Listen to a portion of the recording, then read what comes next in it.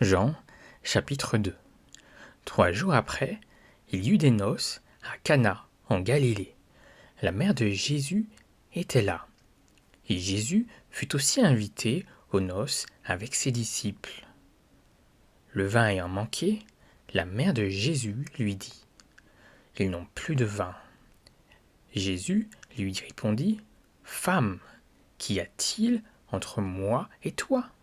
Mon heure n'est pas encore venue. » Sa mère dit au serviteur : « Faites ce qu'il vous dira. » Or, il y avait là 6 vases de pierre destinés aux purifications des Juifs et contenant chacun 2 ou 3 mesures.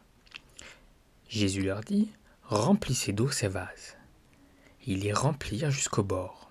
« Puisez maintenant, leur dit-il, et portez-en à l'ordonnateur du repas. » Et ils emportèrent. Quand l'ordonnateur du repas eut goûté l'eau changée en vin, ne sachant d'où venait ce vin, tandis que les serviteurs qui avaient puisé l'eau le savaient bien, il appela l'époux et lui dit : « Tout homme sert d'abord le bon vin, puis le moins bon après qu'on s'en est enivré. Toi, tu as gardé le bon vin jusqu'à présent. » Tel fut, à Cana en Galilée, le premier des miracles que fit Jésus. Il manifesta sa gloire, et ses disciples crurent en lui. Après cela, il descendit à Capernaum avec sa mère, ses frères et ses disciples. Ils n'y demeurèrent que peu de jours. La Pâque des Juifs était proche, et Jésus monta à Jérusalem. Il trouva dans le temple les vendeurs de bœufs, de brebis et de pigeons, et les changeurs assis. Ayant fait un fouet avec des cordes, il y sacha tous du temple, ainsi que les brebis et les bœufs. Il dispersa la monnaie des changeurs et renversa les tables, et il dit aux vendeurs de pigeons : « Ôtez cela d'ici.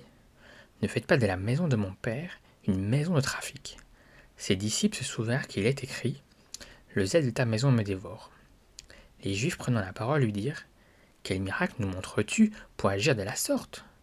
Jésus leur répondit : « Détruisez ce temple, et en 3 jours je le relèverai. » Les Juifs dirent : « Il a fallu 46 ans pour bâtir ce temple, et toi, en 3 jours tu le relèveras ?»